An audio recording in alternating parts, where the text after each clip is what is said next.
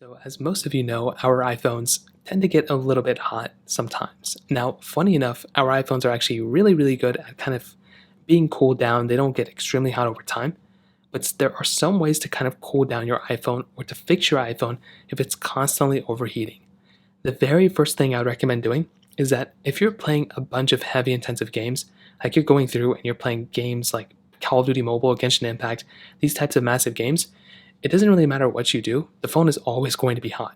So just keep that in mind in the back of your head that a game like this is always, games like that are always going to, hurt your phone a little bit.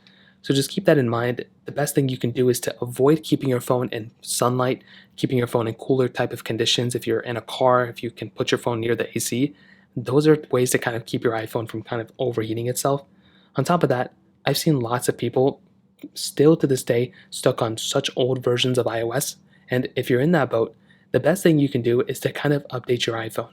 Now, when you update your iPhone, you're fixing a lot of things that go on in the back end. There's lots of problems that can happen.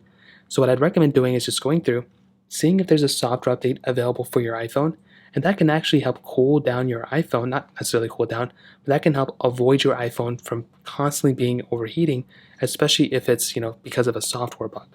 So try going through, update your iPhone. That can probably help fix the problem for some people. On top of that, another thing that I'd probably recommend doing is scrolling into your iPhone settings, just like how I'm doing right here. And you just want to go and find your battery option, which is right here. What you want to do is you want to click on battery. And I would just recommend taking a note of the applications that are basically taking up the most amount of battery life. And these applications kind of could have a tendency of kind of making your iPhone feel a little bit hotter than they are because they're taking up the most amount of battery life. So what I'd recommend doing is just going through, finding these specific applications that are causing the most amount of battery life drain on your device, and go ahead and either delete them or find alternatives, or better yet, you access those specific websites via your Safari web browser. That's another option that you have. You can always just go through, go to TikTok, not TikTok, but Facebook on your Safari browser, all those other applications on your Safari browser. That can help mitigate and at least cool your iPhone down in that sense of avoiding using these massive big applications. On top of that, another thing I've seen, sometimes if you have like a massive thick case on your iPhone, sometimes it can kind of overheat your iPhone a little bit.